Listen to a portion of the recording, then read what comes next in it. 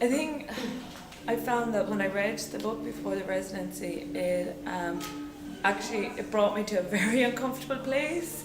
It made me actually very aware of my own feelings of disconnectedness, my own feelings of kind of uncertainty and doubt about who I am and where I belong, and yeah, just feelings of kind of not belonging, and it really made me aware of the sheer level of inequality, and how it's in so many ways ingrained in things in society that we don't even notice anymore because it's there and it's been there for so long.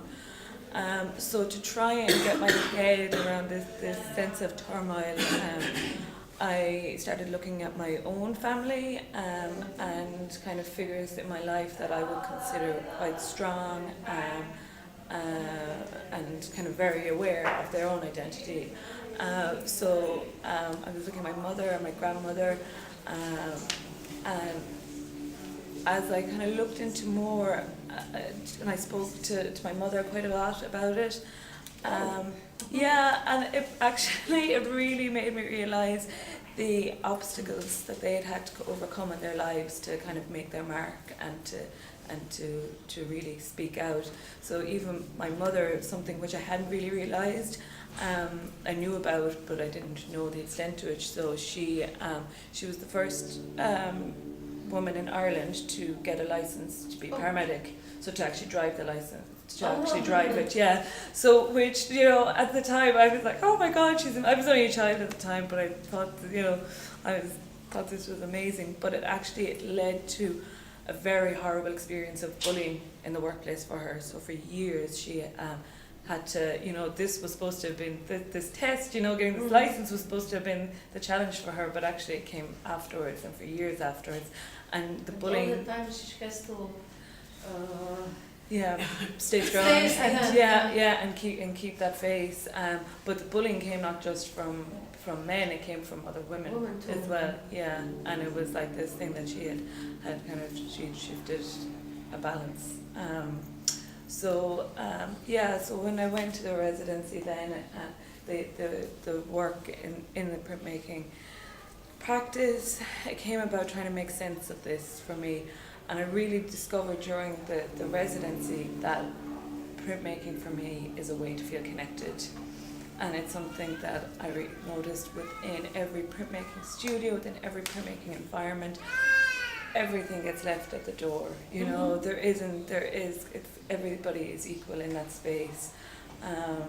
And even the process of printing, you get lost in that kind of repetition. In those kind of hand skills, I think craft in general, that kind of labour experience, there's no, inequalities there, and I found that a really powerful experience to try and understand myself. So that was then the two pieces were kind of playing into that idea of that discovery. So this one came second, and again it was very labour-intensive piece. So each one of these figures were cut out of copper, and initially the idea was that I would have 36 of them, but I only had time to make 9, so they had to be each printed 8 times. It is separately printed always, for each edition. one. Yeah. So it was very, very slow, very. But also that means that each print is a little bit different. Yeah. But you always use black, grey, and white as a... I tend to work with kind of very monochromatic colours, and kind of looking at tone more, and earthy colours. Rather than, I know printmaking is always a thing where like, you can play with colour, you can go mad, but I think really kind of more earthy, natural colours is usually what I work with. How you see difference between these two plates, these two graphics? Because it's some difference you told me about.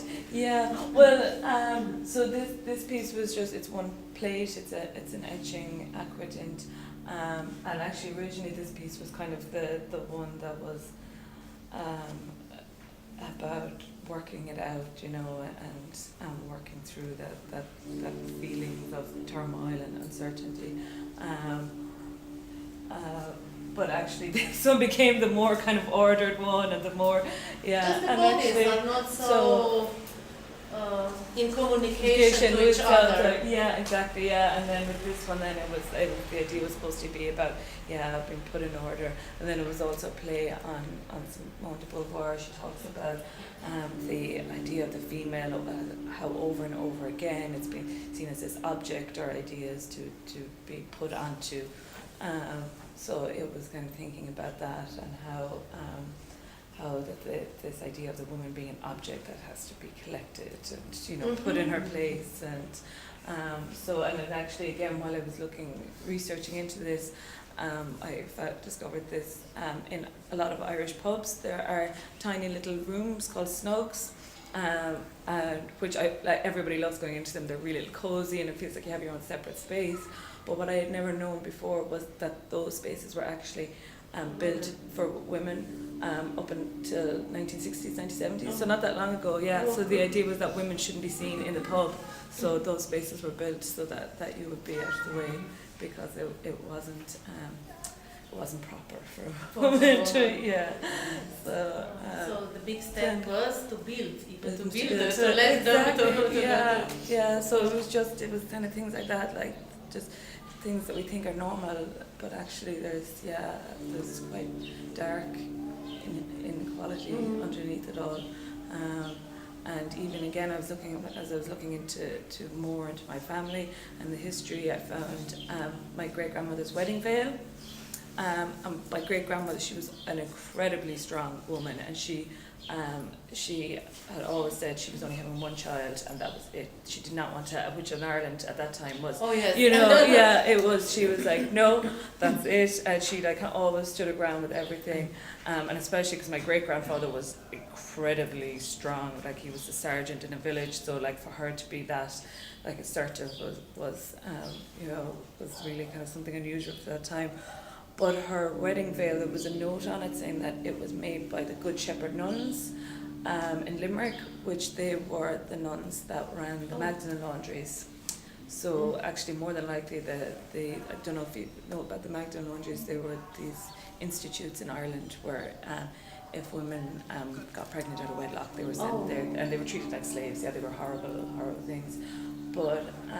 But I just found that contradiction of her being this incredibly strong woman, but actually that link with something that's it's just, and I found that again very. Maybe she helps them somehow that way.